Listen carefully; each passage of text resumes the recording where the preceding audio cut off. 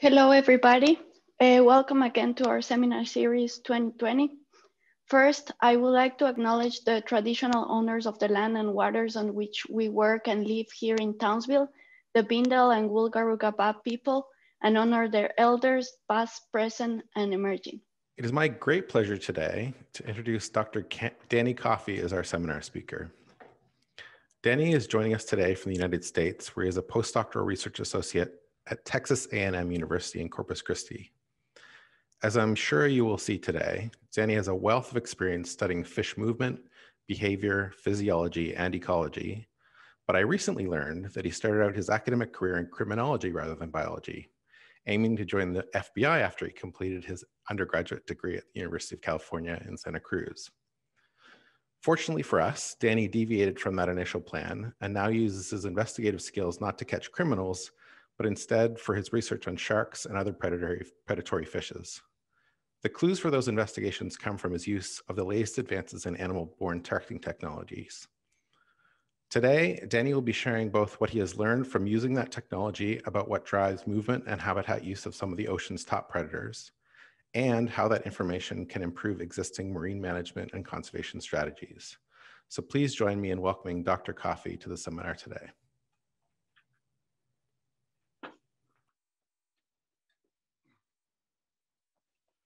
Thank you very much for that introduction. Sorry, I found out that the lights turn off in after hours in this office, so I might have to get up once in a while.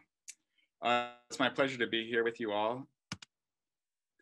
So marine environments, as you all know, are a very concealing medium, where observations of natural fish behavior are very challenging to observe, particularly from highly migratory top predators such as sharks. And as Harry Houdini once said, "What the eyes see and the eyes hear, the mind believes." Shark sightings and attacks at beaches has led to a widely held belief that tiger sharks were site attached to small home ranges, with individual sharks preferring to remain along the same small stretches of coastline, which later became a rationale for shark culling programs. This became a recent topic of conversation in the state of Hawaii recently, where in 2012 through about 2016, there was a quote unquote spike in shark attacks. On average, about 3 or 4 shark attacks occur per year in Hawaii compared to an annual average of about 40 drownings, and most attacks are non-fatal. This attack rate is actually surprisingly low considering that thousands of people swim, surf, and dive in Hawaiian waters every day.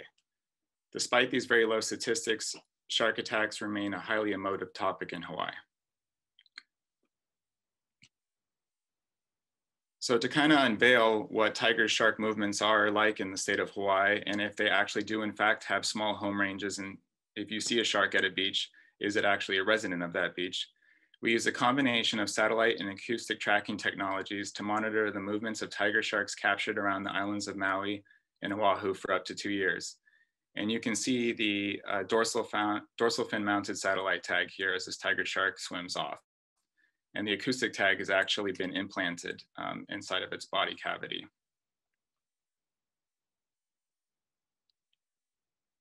So this is a broad overview of all the tiger shark satellite locations we had from about 30 tagged individuals. And amazingly, it shows that some individuals traveled hundreds of miles out into the open ocean around Hawaii here, shown in the Central Pacific.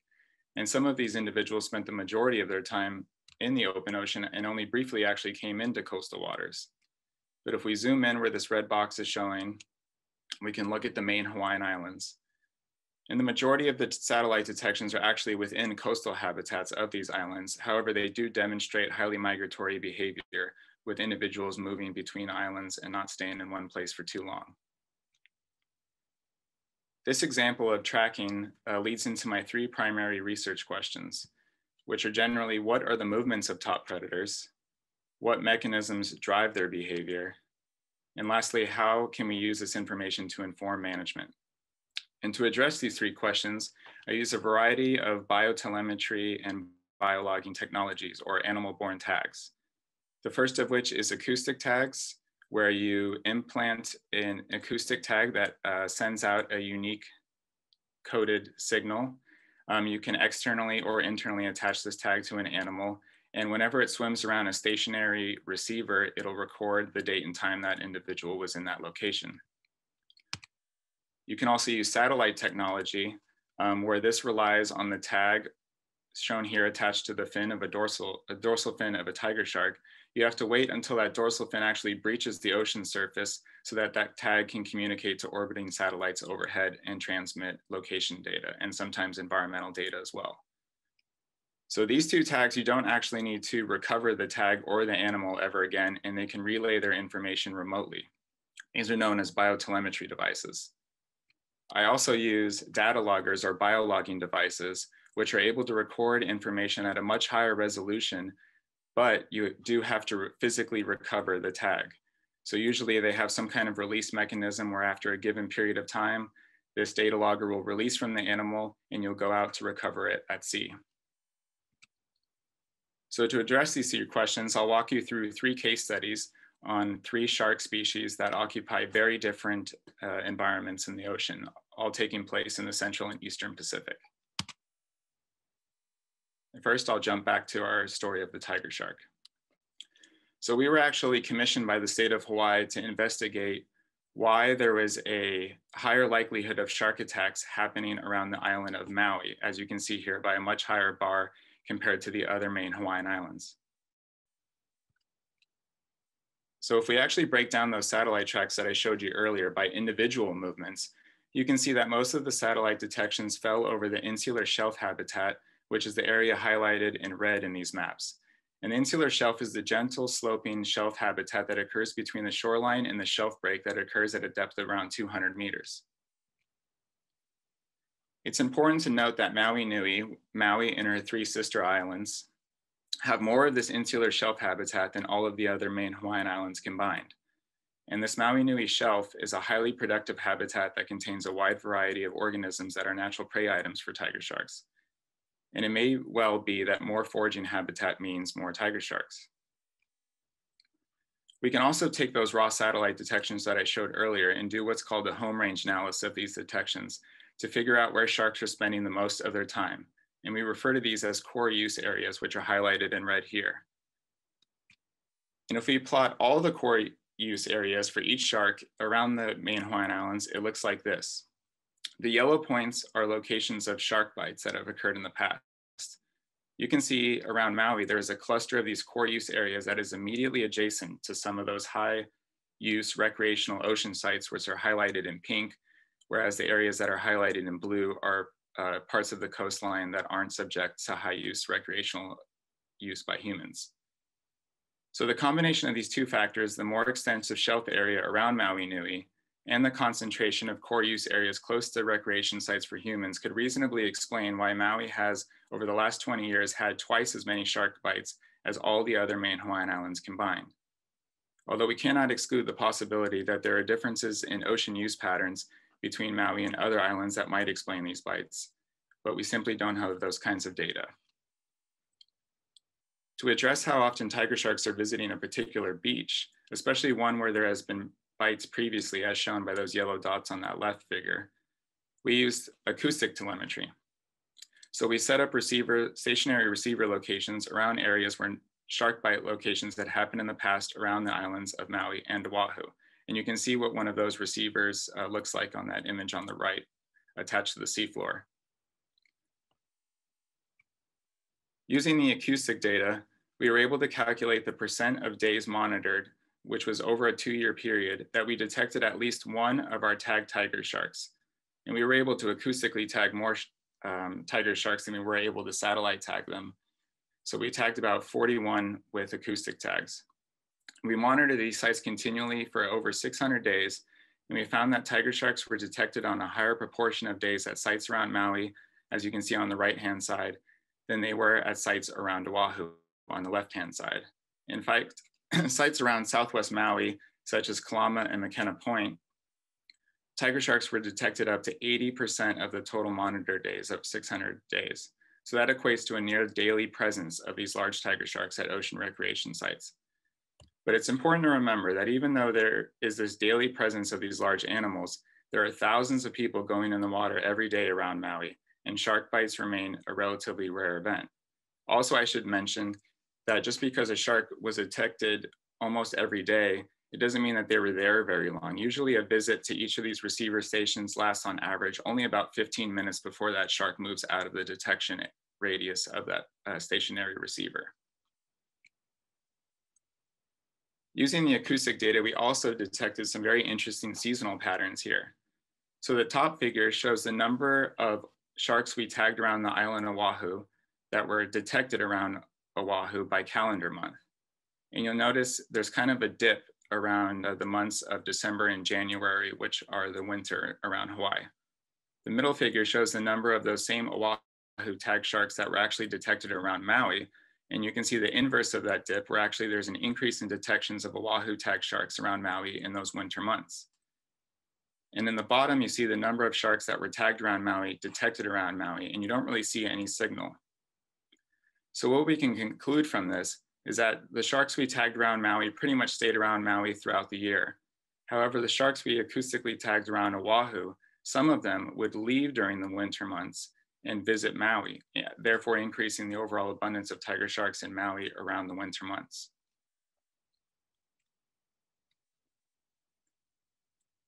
So what's interesting here is I showed you that previous study was because there was a rise in bites between about 2012 to 2016.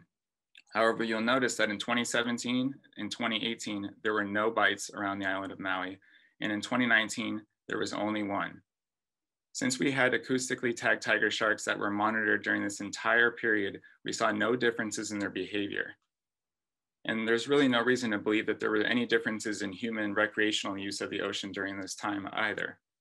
So although that spike looks pretty dramatic from a human perspective, from a strictly mathematical perspective, these are very fundamentally low numbers, especially considering the thousands of people that are using the ocean on a daily basis. And chance variation is pretty much the best explanation for that presence of that spike. To further investigate that winter migration we saw, we're also using camera data loggers and attaching them to tiger sharks around the island of Maui during those winter months to give us a shark's eye perspective of what it is exactly that they're doing during those winter months. And here's an example of one attached to a sexually mature male tiger shark as it swims off. And this is what it looks like when you download the video from the camera after it releases from the animal. So you can see here it's steadily swimming over the reef. And then it's starting to pick up speed, as you can see from the head shaking back and forth.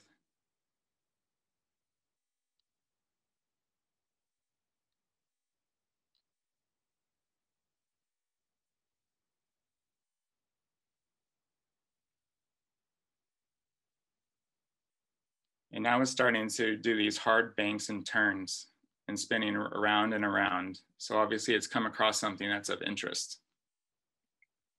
And these camera tags give us a window into the secret lives of these sharks that we have never been able to see before.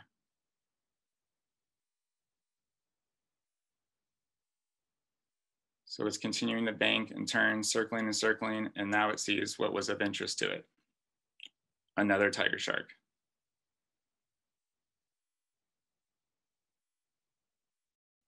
And if we slow this down, you can find out some interesting details. A lack of claspers behind the pelvic fins suggests that this is in fact a female tiger shark. And remember, the shark carrying the camera is a male.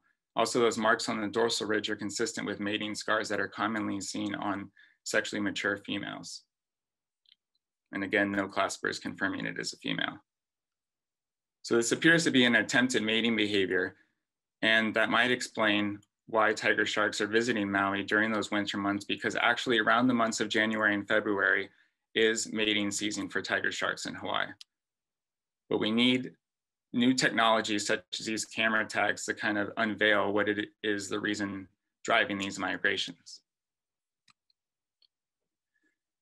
Next, I'll jump to our second character, which is a salmon shark.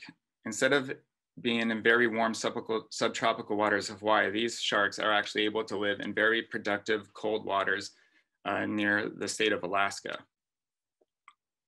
Using those same dorsal fin mounted satellite tags, we were able to unveil these very highly migratory movements of all these individuals tagged off the coast of Alaska. Some of them swimming almost as far as the Hawaiian Islands, which you can see in the bottom of this map. Tagged salmon sharks were highly migratory and moved throughout the entire eastern North Pacific. Some of them actually remained in Alaska year-round with a peak occurrence during summer and autumn, while some sharks, as you can see here, began migrating to lower latitudes during the autumn and winter. The extensive geographic range of salmon sharks, particularly their use of cold, high latitude waters, is likely associated with their high degree of endothermy. So these sharks are very different from tiger sharks in that they're actually able to maintain elevated body temperatures relative to ambient water temperature. So you can see here, these are all their horizontal migrations from the satellite tag color-coded by the sea surface temperature. And you can see the wide breadth of thermal environments they're able to occupy. So salmon sharks shown here are very unique, as in they're in the family Lamnidae, which also includes porbeagle sharks, mako sharks, and white sharks. And all of these species have some degree of endothermy, but the expression of these traits is greatest in the genus Lamna, which includes salmon sharks and porbeagles shown at the top. Salmon sharks possess countercurrent heat exchangers that allow them to retain the metabolic heat that they generate by their highly aerobic tissues. So this actually enables salmon sharks to maintain body temperatures at their core that are elevated compared to ambient water temperature. And in fact, biologging technologies have shown that these core body temperatures are able to be elevated by as much as 21 degrees Celsius above ambient water temperature in the cold waters of Alaska. And these satellite tracks actually revealed a thermal niche separation among lamnid sharks. Shown here in blue are salmon sharks, black are white sharks, and red are mako sharks. And you can see that salmon shark satellite tracks are able to occupy the biggest breadth, and especially those northern latitudes where temperatures are coldest, shown by the sea surface temperature figure down in the bottom left-hand corner. Whereas compared to makos, they occupy typically warmer waters, even though they still have some endothermic capacity. So why is it that salmon sharks are able to exploit more subpolar waters compared to these other two lamnid species?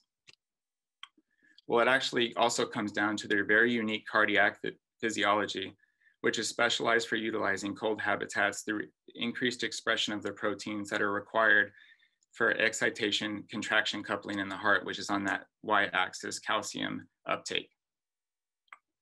So you can see here that salmon sharks' hearts, shown by the red lines, the atrium and the ventricle, are actually able to maintain function at low temperatures, similar to a mammal species as a rat, shown in black, relative to an ectothermic shark species, shown in blue, that's not able to function at cold temperatures. So this is able to, by being able to beat their heart effectively at cold temperatures, they're able to provide their active warm tissues with enough oxygen to effectively forage in these cold environments and still maintain functioning, whereas an ectothermic species such as blue sharks are not able. So it's almost like they have a mammalian heart. What's also interesting about salmon sharks, as I mentioned before, is that they undergo partial migration, which means that not all individuals take these long distance migrations, and it can vary year to year. So I want to dive into 3 unique stories. I should mention too that all of the salmon sharks we tagged, which in total reached about 96 individuals, are all female. And the reason is that sharks are typically can be very sexually segregated, and it's very drastic in the case of salmon sharks, where in the eastern North Pacific, you'll typically only encounter female salmon sharks, whereas in the western North Pacific, off the coast of Japan, for example, you'll typically encounter many more male salmon sharks. So you can see the left one shows one salmon shark that actually overwintered in the cold waters of Alaska and stayed there for the entirety of its about 8-month track. The one in the middle migrated all the way down south to the subtropical gyre off the waters of Hawaii, and then went east into the California current. And the one on the right also migrated south, not quite as far as the one in the middle, but then instead of going east to the California current, it actually turned back around and started to head back towards Alaska.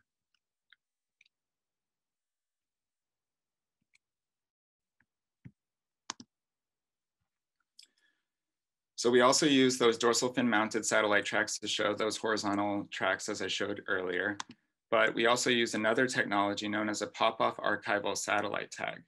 These tags are able to archive environmental data such as depth, temperature, and light levels, and are programmed to detach from the tagged animal and float to the surface. Once at the surface, these PAT tags transmit summaries of the archived environmental data to the Argo satellite system, similar to those dorsal fin mounted satellite tags. And these summaries are used to reconstruct the movements, habitat use, and environment that that tagged shark experienced, even if the tag is not recovered. However, if you actually are able to physically recover these tags, you can then have access to the entire archive time series, which allows more detailed analyses. So for these 3 individuals, we were actually able to successfully recover these tags after their 8-month deployments. So this figure shows the vertical movements and the water column thermal structure that that first shark that remained in Alaska the entire time experienced. And what's really interesting about this individual is throughout these next 3 figures, the mean daily depth during the day is shown in white, and the mean daily depth during the nighttime is shown in black. And typically these sharks are deeper during the day than they are at night, with the white line below the black line. However, once it entered winter, at about the middle of January, you'll notice that the white line actually becomes shallower than the black line. And so they change their Diel behavior, which is interesting. But what's more interesting is that they actually also stay deeper in general. And you can see both the white and black lines are overall deeper because they're actually occupying deeper waters that are in fact warmer than the surface waters. And that's because there's an inversion layer that occurs during the Alaskan waters during these winter months, where surface waters are actually colder than some waters at depth. So these sharks are seeking out optimal temperatures at depth and staying down there until it's preferred temperatures to encounter the sea surface once again. These next 2 individuals are those that migrated south. What's really unique here is both of them went down to the subtropical gyre, which is the same kind of waters that are where the Hawaiian Islands are located. However, you'll notice the bottom shark encountered much warmer temperatures shown in red compared to the middle shark, where it didn't quite reach those temperatures exceeding 20 degrees Celsius. And once again, you'll also notice in these 2 regions that that white line is much deeper now than that black line, showing that they have these very drastic Diel behaviors in the subtropical region. So if we zoom in here and show about a week in each of those environments, the same environment, but with 2 different sharks at 2 different times of year, you'll notice that they're undergoing these Diel vertical migrations, where they're much deeper during the daytime and then they come shallower at the night. And this is most likely a foraging behavior as they're following prey resources in this oligotrophic environment. But what's really interesting here that we didn't expect was you'll notice that top individual, where temperatures are not as warm at the surface, about 15 degrees, is able to spend much more time at the surface, whereas the bottom individual encountered sea surface temperatures exceeding 23 degrees Celsius, shown by those dark red colors. And you'll notice by the black line, which is its daily depth use, that it also stays below this temperature. And it might in fact be too warm for them, just as you can think of another mammal being in an environment that's too warm. These cold water sharks actually kind of act like mammals, as I showed with those earlier figures, comparisons to mammalian hearts. So the first shark that was in Alaska, it seeked out colder waters at depth to seek out optimal temperatures. And this is the inverse of that relationship, where this individual is also seeking out deeper waters because it's in fact too warm. And this was something we hadn't seen before in endothermic species. And this also makes sense when we look at our horizontal track records, which are obtained from those dorsal fin mounted satellite tags. So remember that you only get these horizontal locations when the dorsal fin comes out of the water and is able to successfully transmit its location to orbiting satellites overhead. You'll notice that red box is encircling the subtropical gyre, where we have virtually no satellite detections. Even though we know these sharks went through those waters, as you can see, that tiny black triangle off one of the Hawaiian Islands is actually a pop-up location of one of those pop-up satellite archival tags. So we know one of those sharks swam down there, but as soon as it hit the subtropical gyre, it exhibited that submergence behavior I just showed you and no longer was at the surface, and therefore was not able to successfully transmit satellite locations.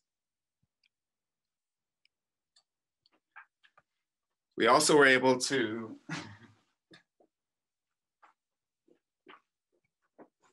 plot the maximum depth of both of those sharks that migrated south, which is shown by that black line, over dissolved oxygen, which we obtained from the World Ocean Atlas. And what's really interesting is it seems that certain dissolved oxygen levels, likely those that are below about 2 milliliters per liter, which is considered hypoxic for most individuals, kind of set the bottom limit for these individuals. So not really able to penetrate the depth of that hypoxic zone. However, we must consider that this data set is using data from the World Ocean Atlas, whereas before, the temperature data and depth data was actually recorded in situ from the tag itself. Therefore, you're seeing what the tag shark is experiencing, whereas this is inferred data, and I'll touch base on that a bit later. So how does this inform management? Well, we're able to put all of those environmental variables together into a general additive mixed model analysis. And combining the vertical data from the pop-up archival satellite tags and the horizontal data from those dorsal fin mounted spot tags, we're actually able to create a prediction map of where these sharks will be both horizontally and vertically, creating a three-dimensional habitat map, which is useful for demonstrating the depths that these sharks will be in the exact geographic location. So you can look at potential overlap with fisheries interactions. For example, the cooler colors in this figure show that the individual is not spending much time in waters deeper than 100 meters, whereas the warm colors shown in red, which occur over the subtropical gyres, show that that animal is in fact spending most of its time, up to 80% of its time, deeper than 100 meters. So if you're setting longline gear, for example, along the coast of North America in about 100 meters depth, where those blue colors are occurring, then you have a high likelihood of interacting with the species. And lastly, I'll discuss these three questions on the blunt-nosed sixgill shark. If you're unfamiliar with this species, it's a wide-ranging species found in most of the world's coastal oceans, and they undergo these very distinct diel vertical migrations similar to what I showed for the salmon shark. However, this species in Hawaiian waters never comes shallower than about 200 meters shown here. This is a 200-day track that we obtained from one of those pop-up archival tags. And you can see that it does those very regular diel vertical migrations every day of that 200-day track, never coming shallower than 200 meters and never really exceeding depths of about 700 meters. And if we zoom in, this is what it looked like, with the shaded gray bars representing periods of night and the white bars representing periods of day. So once again, it's that very distinct diel vertical migration, except happening at 200 meters deeper compared to those salmon sharks. So what was very striking to me when I first saw this was what is driving that. So it also might be an ecological driver where they're following a food source up and down during daytime and nighttime. But what is also constraining that? Why is this happening at 200 meters deeper compared to salmon sharks? So is temperature also a driver of this behavior? As you can see color-coded, the lines with temperature where they typically aren't encountering temperatures above 16 degrees Celsius, but down during the deep daytime habitat, they're encountering temperatures as low as 4 degrees Celsius. So we wanted to look at also, in addition to temperature, is oxygen driving this. But as I mentioned before, the ability to record oxygen on an animal-borne device was very limited. So we set out to incorporate an oxygen sensor on one of those pop-up satellite archival tags and did a trial experiment on sixgill sharks shown here. And this also revealed that these sharks are encountering very low oxygen levels, as low as about 9% saturation of what you would find at the surface. So obviously they have a tolerance to these low hypoxic or low oxygen zones. There are three main mechanisms that vertical migrators typically use to cope with these hypoxic or low oxygen conditions. One is having an ability to have enhanced oxygen extraction and transport in the gills, blood, and tissues. Another is to upregulate anaerobic metabolism that doesn't require oxygen compared to your typical aerobic metabolism. And lastly is to suppress metabolic processes that are very energetically expensive, such as locomotor activity or moving throughout the water column. So we used animal-borne tags to kind of test the hypothesis: do sixgill sharks reduce activity in response to low temperature and oxygen? And to do this, we used one of these high resolution tags that I mentioned earlier, as shown on this sixgill shark here, attached to its back. Sixgills are unique in that in the family Hexanchidae, they are a kind of a primitive species of shark, a very, as you can see just by looking at them, they look like a dinosaur. They only have one dorsal fin, so usually you mount these devices to that dorsal fin, which would be at the center of the body, but these sharks don't have that, so we kind of gave it a little bit of a body piercing to attach this tag, because this tag contains a three-dimensional accelerometer, which is the same kind of technology you would find in your Fitbit or your smartphone.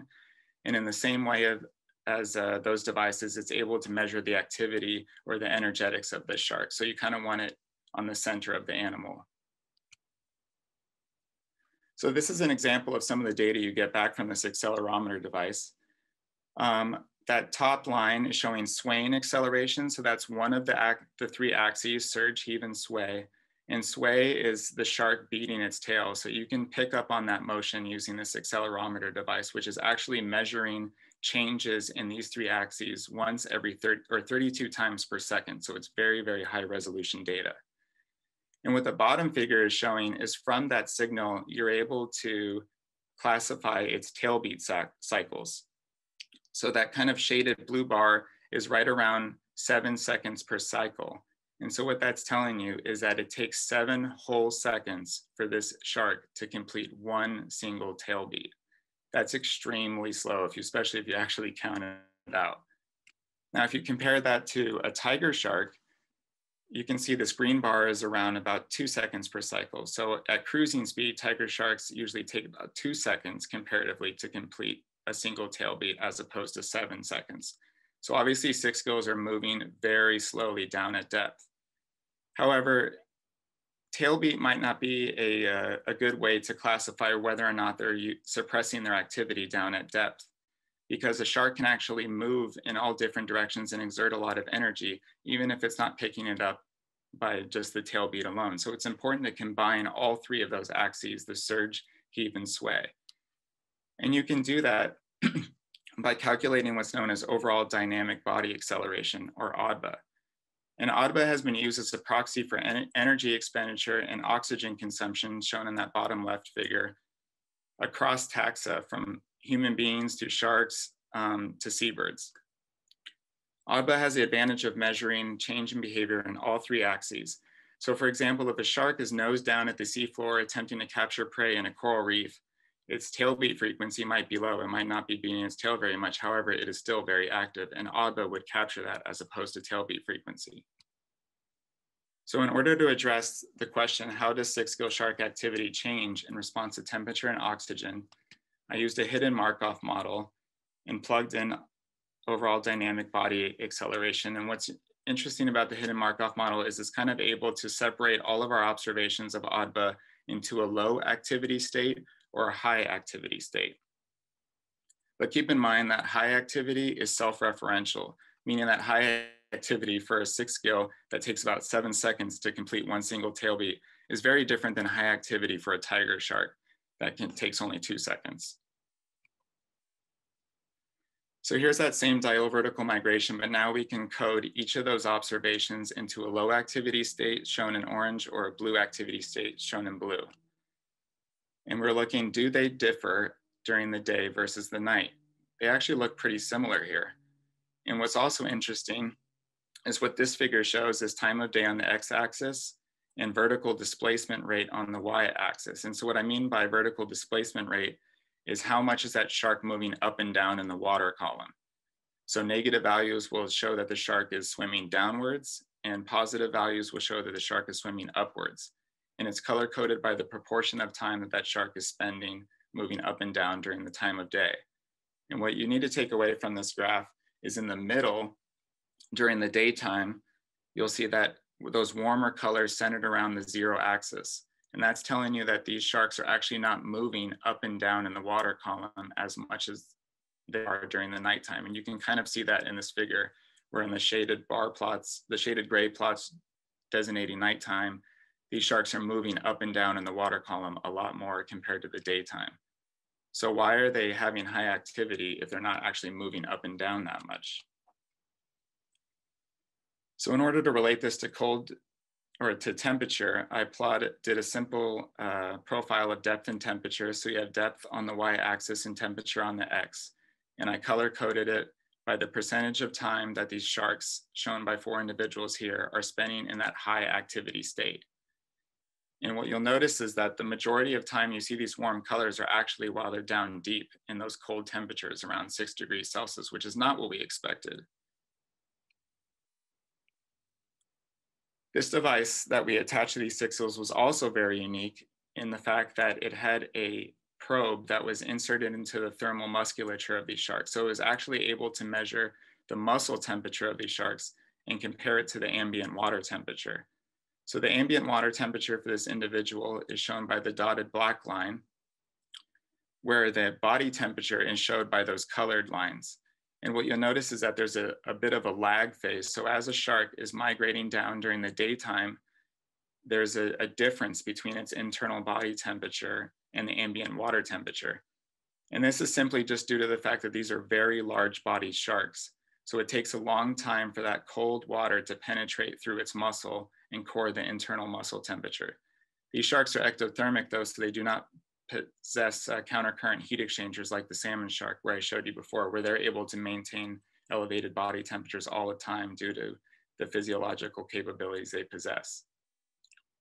These are just basically big sharks that take a long time to cool down.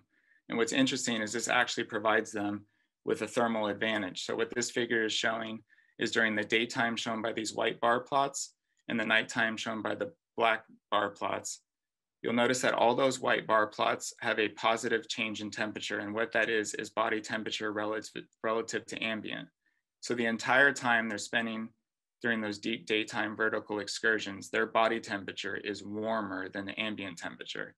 And this might provide them with a thermal advantage over other cold deep water species whose body temperature matches ambient temperature and therefore are able to move a lot slower. What was also interesting was that these sharks pretty much avoided temperatures above 16 degrees Celsius, shown by that dashed red line. Blood-nosed sixgill sharks are actually able to live in much shallower waters at higher latitudes, but experience a similar range of temperatures to those found in deeper waters of Hawaii.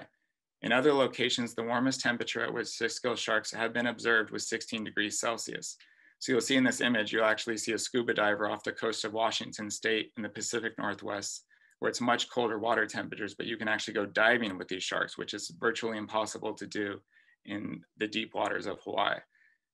But we think when they came, their occurrence in Hawaiian waters, they're much deeper because of the warmer temperatures found at the sea surface. So they have to go deeper to encounter waters below 16 degrees Celsius, and that these warm temperatures may actually be physiologically limiting. These tags were also recording oxygen and were the first of their kind to do so. And once again, you'll also notice that they had high activity at both cold temperatures and low oxygen. So this goes back to our original question of what are the mechanisms for coping with hypoxic conditions by these vertical migrators? Well, it doesn't seem that they actually are suppressing their metabolism. So we can get rid of that hypothesis. Anaerobic metabolism is also only useful usually for short periods and not for about 8 to 10 hour long stints that these sharks are experiencing during the daytime. So it's not likely that they're using anaerobic metabolism during that entire time. So future investigations should look at to see if they have some physiological mechanism in their gills or in their blood, such as with hemoglobin, that allows them to more readily extract oxygen out of the environment. And what was interesting too is they virtually avoided depths below 700 meters, and the only individual shown on the far right to exceed that depth had very low activity, shown by the dark blue colors relative to high activity, which is shown in red. So while it was down there, it actually did have some metabolic suppression.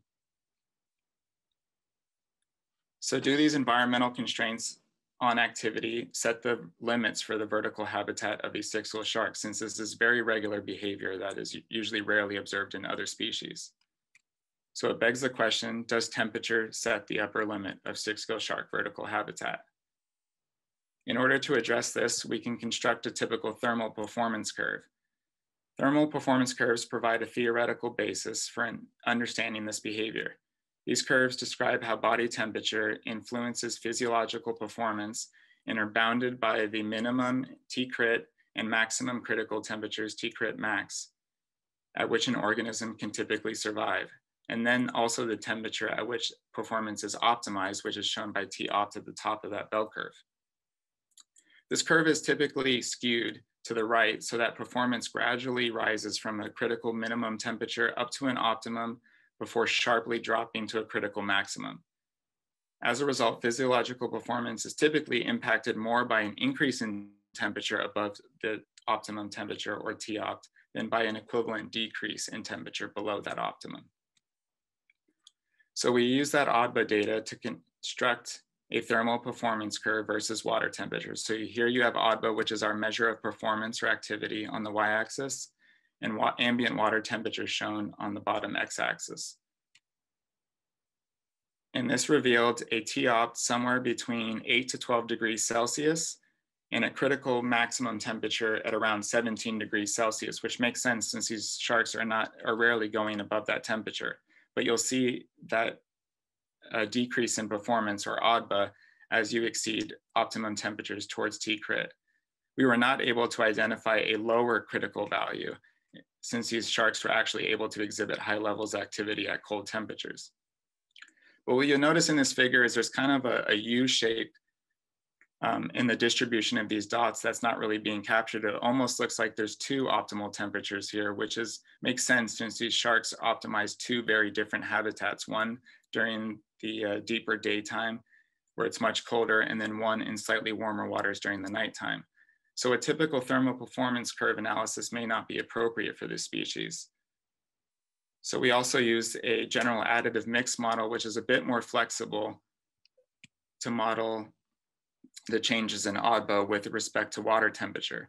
And so this was able to identify two peaks, one during the deep daytime where they're encountering those cold temperatures, and that secondary peak also at around 12 degrees Celsius. And similarly showed a decrease in performance, or ODBA, at high temperatures exceeding 16 degrees Celsius. So it seems likely that 17 degrees, or that T-crit maximum, likely sets the upper limit of the distribution for these animals. But what about the lower limit? It could possibly be just that the seafloor is what's setting that lower limit. As you can see, these two images, the one on the left is a shallower environment in higher latitudes where blunt-nosed sixgill sharks are typically seen swimming along the ocean floor. And then on the right, this is actually from a submersible in the Gulf of Mexico at very deep habitats. You can see it's about 1,828 feet deep, also a sixgill swimming along the seafloor. So it's possible that maybe it's just the seafloor that's setting the bottom limit of their vertical distribution. However, Christina Comfort's thesis tagged several blunt-nosed sixgill sharks off the Hawaiian Islands with those pop-up satellite archival tags. And one of those tags popped off about 1,000 kilometers southwest after a period of 55 days near Johnston Atoll. So this individual was swimming over open ocean that is several thousand meters deep. And when they recovered the data, it looked like this, which still shows that very regular Diel vertical migration and never really exceeding 700 meters, even though the seafloor is very well below that. So maybe it's another environmental driver. So we went back to our oxygen data and showed that these sharks were avoiding depths exceeding 700 meters and had very low activity if they did so. And what's interesting about 700 meters off the Hawaiian Islands is that this is where the oxygen minimum zone is, which is about 30 micromoles per kilogram. So this is a typical vertical water column profile in the Hawaiian Islands where you see dissolved oxygen shown in blue and temperature shown in red. And you can see that oxygen levels start to increase again once you get beneath this oxygen minimum zone, but they're lowest at about 750 meters. And you don't really see that big of a decrease in temperature at this range. And so the daytime habitat is typically just above that oxygen minimum zone, which is very common to see in other vertical migrators, where they go about as deep as their physiology allows them to, and they kind of stay there. So perhaps dissolved oxygen is what's setting that lower limit. And this is another individual that also had a 200-day track, and you'll see that 17-degree isotherm very clearly delineates the top of the vertical distribution for this animal, and also it's also staying well above the oxygen minimum zone shown in the bottom. We also looked at historical fishing records for sixgill sharks from around the globe and extracted the temperature and dissolved oxygen that occurred at the depth at which they were captured. So this literature review also confirmed that all of these occurrence records were captured at depths that were higher than about that same oxygen minimum level of about 30 micromoles per kilogram. And each of these dots is also color-coded by temperature, and only one individual was caught at temperatures that exceed 17 degrees Celsius, and this was about 20 degrees off of Magashima Island in Japan. However, I must note that these temperatures were also extracted from an oceanographic database, the World Ocean Atlas, and were not actually recorded in situ. So lastly, we can kind of use all of this data collectively to model will sixgill shark vertical habitat shift under climate change.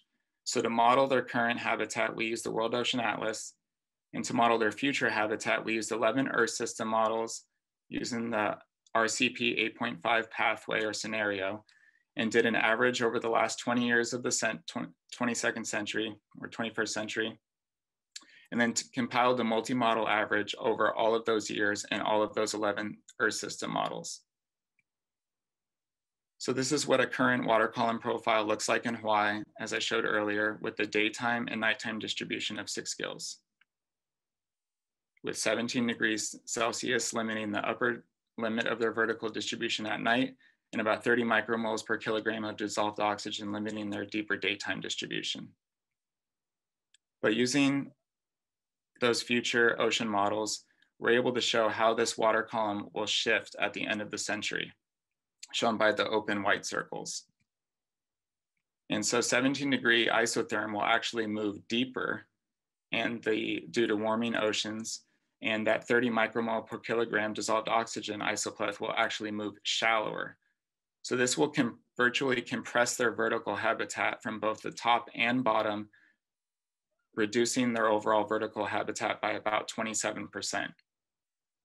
And the reason for these lower dissolved oxygen levels are driven largely because of increasing temperatures, which create greater stratification, reduce ventilation of oxygen below the thermocline, and create decreased solubility of oxygen at higher temperatures. Effectively, colder water is able to hold more oxygen than warmer water. And as I mentioned, sixgills are a great indicator species for studying how climate change will affect deepwater individuals, because sixgills, as shown by this distribution map, are virtually found among most coastlines around the world. So we wanted to see how will these scenarios that we found in Hawaii play out across their distribution. So on the left, you show the depth of that 17-degree isotherm under current ocean conditions. And on the right, we see it under future ocean conditions.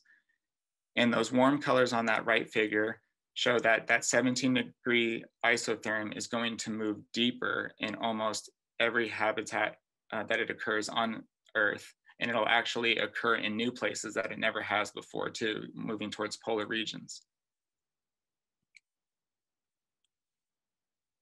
We did the same analysis for oxygen, looking at that 30 micromole per kilogram isopleth, and shown at what depth does it occur under current ocean conditions, shown on left, and where will it go under future ocean conditions, shown on the right.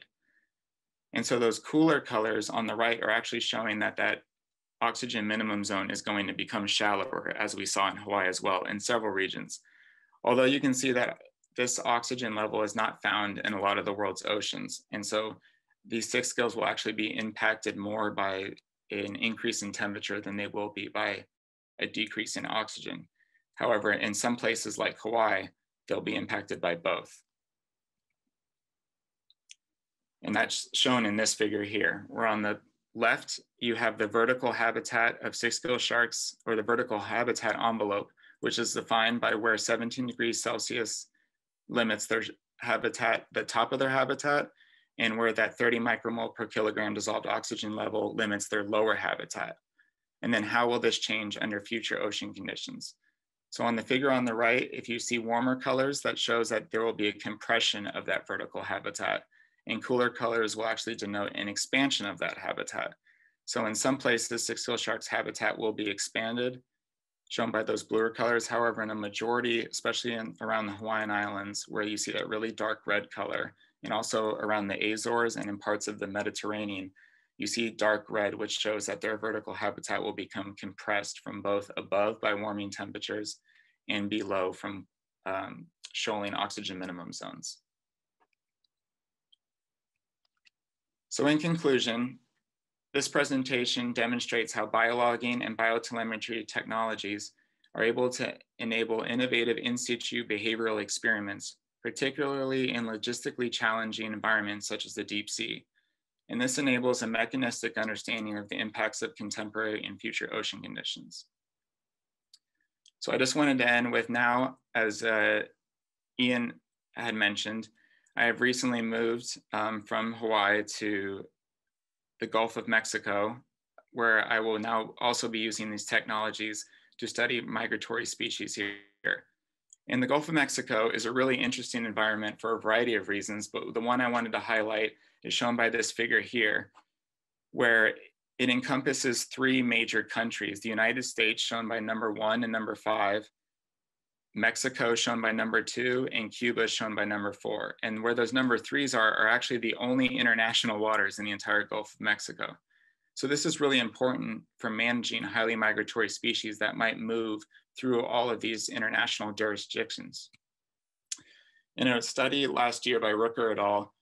Looked at this for 4 different highly migratory shark species. You have whale sharks in the top left, tiger sharks in the top right, scalloped hammerheads in the bottom left, and short-fin makos on the bottom right. Obviously, you can see some of these sharks had more data than others, but the takeaway from this is that if you wanted to create proper management for something like, for a species such as the whale shark in the Gulf of Mexico, you would have to work with our Mexican and Cuban neighbors to effectively manage the species. Whereas scalloped hammerheads in the bottom left effectively stayed within the US economic exclusive zone during the duration of their study. So any enforcement that we put on them in US waters will actually work for this species because it largely remains within US waters. However, this is simply spatial data, and as I showed you throughout this presentation, you can predict where these animals will go based on their environment. And the Gulf of Mexico is a very dynamic environment and provides kind of a semi-enclosed coastal habitat as well. And even in this environment, sea surface temperature varies greatly throughout the year, shown by these colors. And so I'm currently working on using environmental conditions that occur in the Gulf of Mexico to predict when and where these sharks will be so that we can use proper management at the appropriate scales. And with that, I would like to thank all of the funding sources and groups that contributed to these projects. And I'd be happy to take any questions. Thank you.